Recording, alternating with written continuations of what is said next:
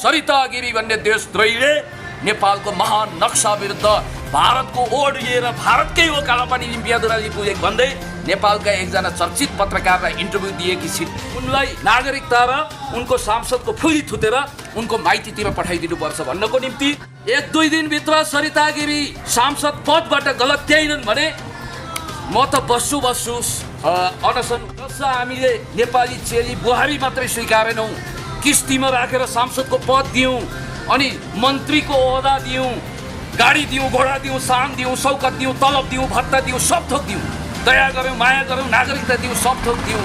बदला के दिनुभयो? परिणाम के हो? तपाईँले नेपाल विरुद्ध घात गर्नुभयो। नेपाल आमाको नक्सा रूपी नेपाल आमालाई डस्ने कोसिस गरिरहनु भएको। यस्तो वाहियात कुरा गर्ने, जाली झेली कपटी कुरा गर्ने खुद नरेन्द्र मोदी र भारतका नेताहरूले पनि खुलेआम स्वीकार गरिसकेका। सरिता गिरी तपाईँ जस्तो ल्यान्डोक दोर्जे चिन्तनको चेली भन्न पनि लाज लाग्छ, घिन लाग्छ। तपाईँको घिनौना अभिव्यक्तिलाई हामी ठाडै खारेज गर्न चाहन्छौँ। ओ यस्ती कुख्यात ल्यान्डोक दोर्जे देशद्रोही देशघाती सांसद पदको फुली थुत्नुपर्छ। त्यो तपाईँ हामीले बोले पनि थुत्नुपर्ने। तपाईँ अमानवीय हुनुहुन्छ, तपाईँ क्रूर हुनुहुन्छ, एउटा देशभक्तको अपमान गर्दै हुनुहुन्छ। सके तपाईँ देशभक्तको सम्मान गर्नुहोस्, होइन भने मौन बस्नुहोस्। बस्नुहोस्, म तपाईँलाई भन्दैछु। तपाईँ चाहिँ माइती गरेर किन आउनुभयो विशेष गरी? होइन, म आइरहेको छु किनभने देशभक्तिबाट आवाज बुलन्द गर्नुपर्छ।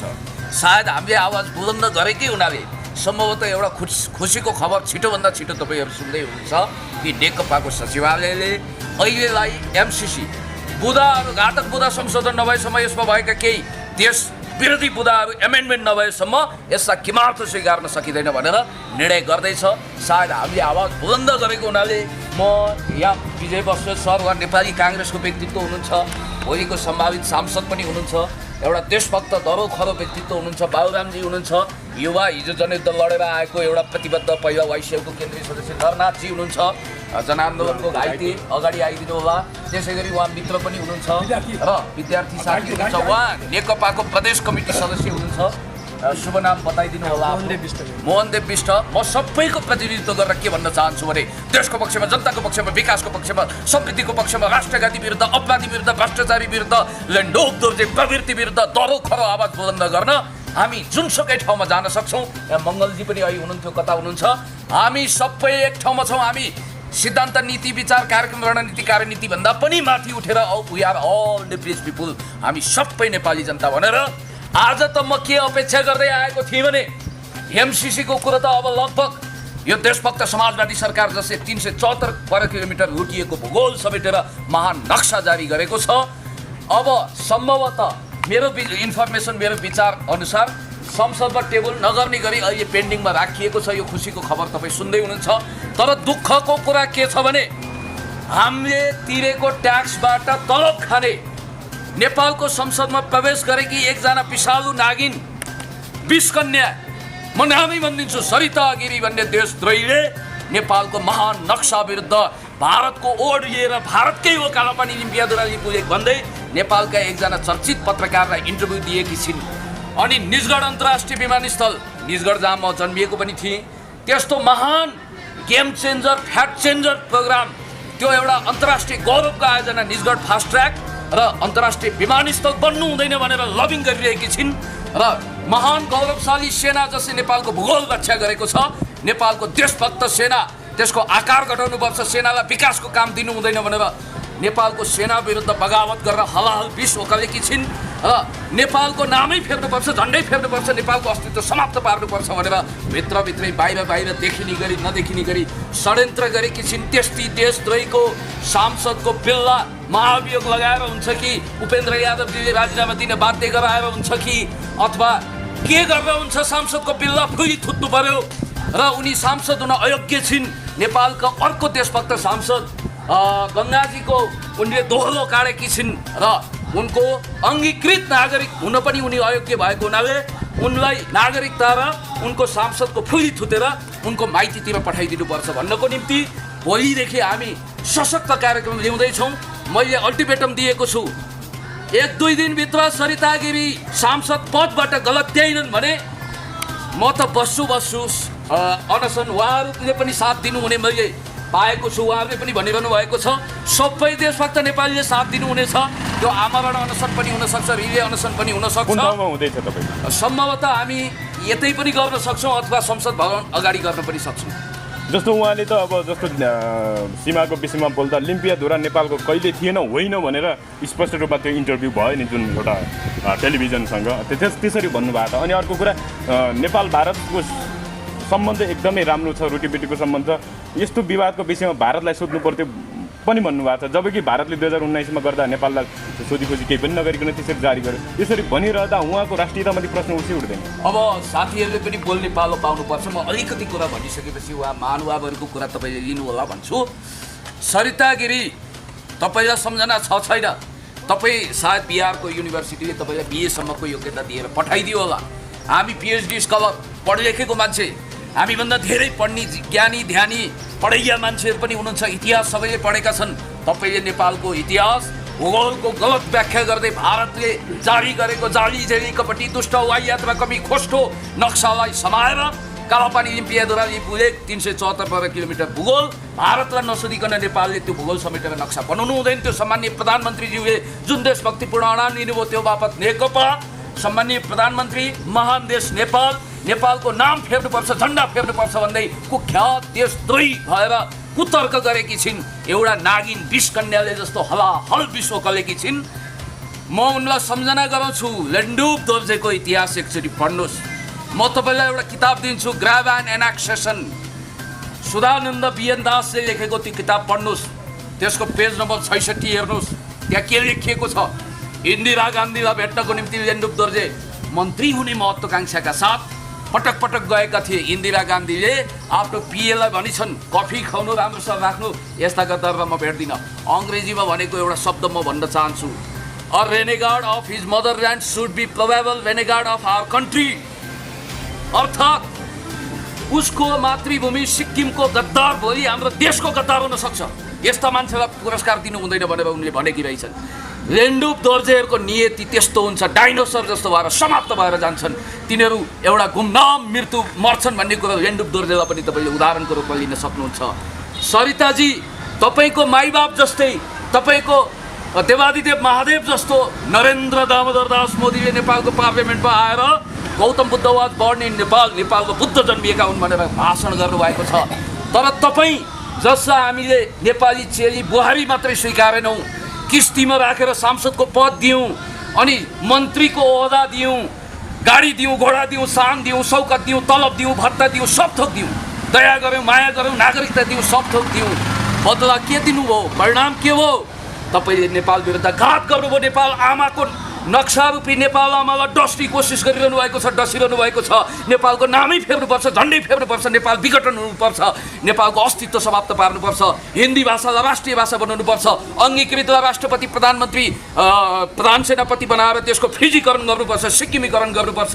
महान नेपाल विरुद्ध तपाईँले यसरी हलाहल विष ओकल्नु भएको छ। 2013 सेप्टेम्बरमा तपाईँले एउटा ट्विट गर्नुभएको छ, त्यो स्क्रिनसट पनि म छ, आवश्यक पऱ्यो भने देखाउँछु, तपाईँहरूले गएर हेर्न सक्नुहुन्छ।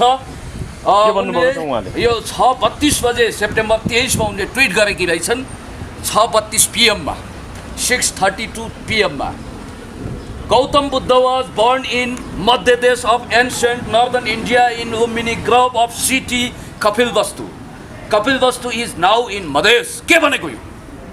यस्तो वाहियात कुरा गर्ने, जाली झेली कपटी कुरा गर्ने खुद नरेन्द्र मोदी र भारतका नेताहरूले पनि खुलेआम स्वीकार गरिसकेका छन्। गौतम बुद्ध नेपालमा जन्मिएका हुन्। तपाईँ भनिरहनु भएको छ भारतको उत्तरी इलाका नर्दर्न पार्टको कपिलवस्तु भन्ने ठाउँमा मध्य देशपछि गौतम बुद्ध जन्मिएका हुन्। नेपालमा गौतम बुद्ध जन्मिएको भनेर हामी प्राइड गर्दैछौँ, संसारभरि एउटा महान अभियान सञ्चालन गर्दैछौँ। गायक धीरज भाइले त Gautam Buddha was born in Nepal भनेर ग्लोबल क्याम्पेन गर्नुभएको छ।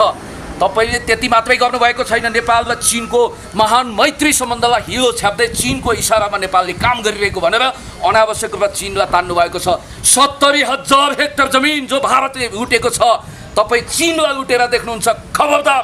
हुन त हामी चीनले पनि 1 इन्च जमिन तलमाथि गर्यो भने हामी सहँदैनौँ। उसले गरेको छैन, उसलाई धन्यवाद दिन्छौँ। ऊ हाम्रो महान मित्र हो। दुःख सुखको बेला उसले सहयोग गरेको छ, साथ दिएको छ। अनि तपाईँ भनिरहनु भएको छ सरिता गिरी, तपाईँ जस्तो लेन्डुप दोर्जे चिन्तनको चेली भन्न पनि लाज लाग्छ, घिन लाग्छ। तपाईँको घिनौना अभिव्यक्तिलाई हामी ठाडै खारेज गर्न चाहन्छौँ। We are extremely condemn. हामी कडाभन्दा कडा शब्दमा निन्दा भर्सना गर्न चाहन्छौँ। हर देशभक्त नेपालीको रगत उम्लिएर आएको छ।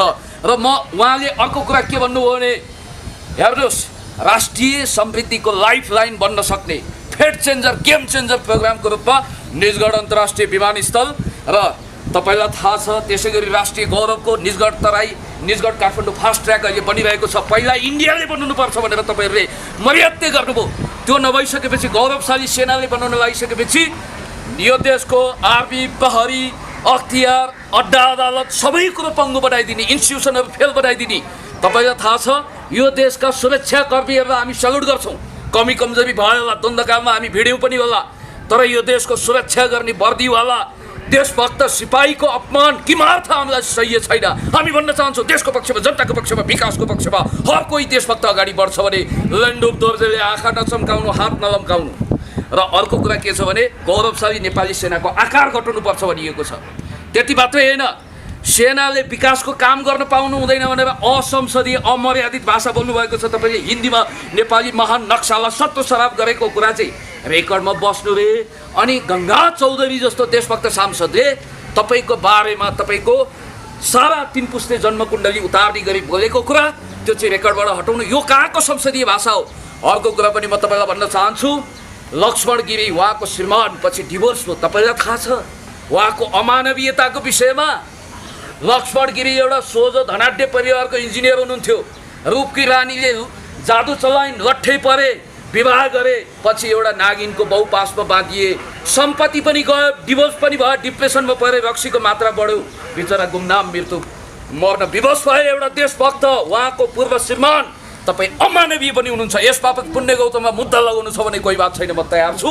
र हो यस्ती कुख्यात लेन्डुप दोर्जे देशद्रोही, देशघाती सांसद पदको फुली थुत्नुपर्छ। त्यो तपाईँ हामीले बोले पनि थुत्नुपर्ने। उनी त अङ्गीकृत हुन् र त्यसपछि उनको नागरिकतामाथि छानबिन गरेर त्यो अङ्गीकृत नागरिकता थुतेर उनलाई माइतको कुकुर प्यारो भएको छ, बिहारी नि हुनु उनलाई प्रिय छ भने, जनमन गण गाउन सोख छ भने, भारत माता की जय भन्छन् भने उनी उतै जाउन्, उतै रजगज गरून्। हामीलाई उनी चाहिएन। उनी राष्ट्रपति प्रधानमन्त्री, उनी लाटो कोसरेले जस्तो सपना नदेखे हुन्छ। अङ्गीकृतहरूलाई खबरदार, हामी राष्ट्रपति प्रधानमन्त्री प्रधान सेनापति बनाउँदैनौँ। बरु राजनीतिक अधिकार पनि दिएको छ भने त्यसलाई खोज्नुपर्छ कि भन्ने डिबेट चलिरहेको छ। र मधेसको देशभक्तहरूको रगतमा, मधेसको देशभक्तहरूको शरीरमा हिन्दी, मधेसी, भारतीय जिन छ भनेर उनले ठाडै दिउँसै रात पारेकी छिन्। खबरदार, देशभक्त मधेसीहरूको अपमान अङ्गीकृतहरूले नगर्नु। यो देशको national sovereignty, territorial integrity, independency बचाउनको निम्ति उनीहरूले पटक पटक बलिदान गरेका छन्। महान देशभक्त बहादुर वीरहरूलाई हामी सम्मान गर्छौँ। म भन्दा पनि उहाँहरूको कुरा जस्तो अब तपाईँले 24 घन्टा अल्टिमेटम दिनुभएको छ, त्यहाँ पछि अनसन बस्छु भनेर भन्नुभएको छ। योभन्दा अगाडि पनि तपाईँले यस्तो धेरैचोटि घोषणा गर्नुभयो, त्यतिकै त्यो हट्यो के होइन? त्यतिखेरको कुरा यो छ। अथवा त्यसलाई लिएर चाहिँ अलिकति फेरि अर्को एउटा चर्चा कमाउनको लागि? होइन, चर्चा कमाउन होइन के, पुण्य गौतम यसै चर्चामा छ। 24-48 घन्टा भने सुन्नु न, 24-48 घन्टा भनेको तपाईँको भिडियोको भ्युज जाँदा जाँदै आइसक्छ, हेर्नु होला। र म पक्नुहोस्, तपाईँ अमानवीय हुनुहुन्छ, तपाईँ क्रूर हुनुहुन्छ, एउटा देशभक्तको अपमान गर्दै हुनुहुन्छ। सके तपाईँ देशभक्तको सम्मान गर्नुहोस्, होइन भने मौन बस्नुहोस्। पक्नुहोस्, म तपाईँलाई भन्दैछु, त्यतिखेर सर्वोच्च अदालतले मैले के भनेको थिएँ भने निजगढ अन्तर्राष्ट्रिय विमानस्थल र फास्ट ट्र्याकको विषयमा, खास गरी अन्तर्राष्ट्रिय विमानस्थलको विषयमा सही निर्णय दिएन भने म अनसन बस्छु भनेको थिएँ। सही निर्णय दियो, परमादेश जारी गर्यो, त्यसकारण मैले कन्डिसनल हिसाबले त्यस बेला त्यो निर्णयलाई सम्मान गर्दै ब्याक हटेको। एउटा कुरा म तपाईँलाई, अर्को कुरा सुन्नुहोस्, होइन पख्नुहोस् न, म तपाईँलाई भन्दैछु, मेरा साथीहरूको पनि अभिव्यक्ति सुन्नु होला। अर्को कुरा के छ भने मैले त्यतिखेर के भनेको थिएँ, जस्तो यो जुन यो सुसाइडवाला फन्डा छ त्यो त एउटा मोबाइलले कताबाट खिचेको अप्रिल फुल मनाएको भिडियोलाई भाइरल गरियो, त्योसँग यो कुरालाई नजात्नुहोस्। म तपाईँलाई भन्न चाहन्छु, ढाडको निम्तो खाइपत्याउनु भने जस्तो होइन। यो साँच्चै एउटा देशभक्तले दिएको अल्टिमेटम हो। मलाई आशा भरोसा विश्वास छ, सके सरिता गिरीलाई उपेन्द्र यादव जसको मनमा अलिअलि भने पनि देशभक्ति छ, सायद कम्युनिस्ट आन्दोलन पुष्पलालको स्कुलिङबाट आएको हुनाले होला, उपेन्द्र यादवले आँसु चुहाउँदै सरिता गिरी जस्तो लेन्डुप दोर्जेको मानस पुत्रीलाई सांसद बनाउनु भएको, फेरि उहाँ किस्तीमा राखेर सांसद पद दिएको, उहाँ जितेर आएको होइन। र मलाई आशा छ उपेन्द्रजीले बाध्य तुलाउनु हुनेछ राजीनामा दिन।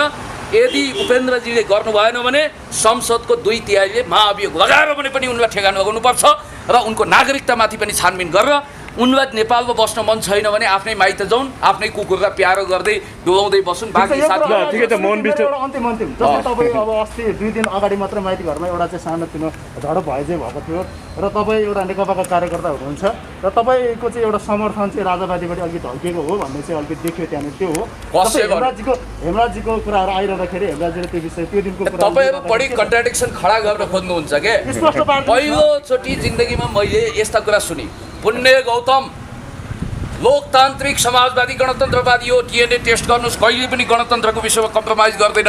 ठुला आश्वासन, रङ्गीन आश्वासनले पनि बहकिँदैन र मनसा वाचा कर्मणा म देशभक्त समाजवादी हुँ, रहिरहनेछु।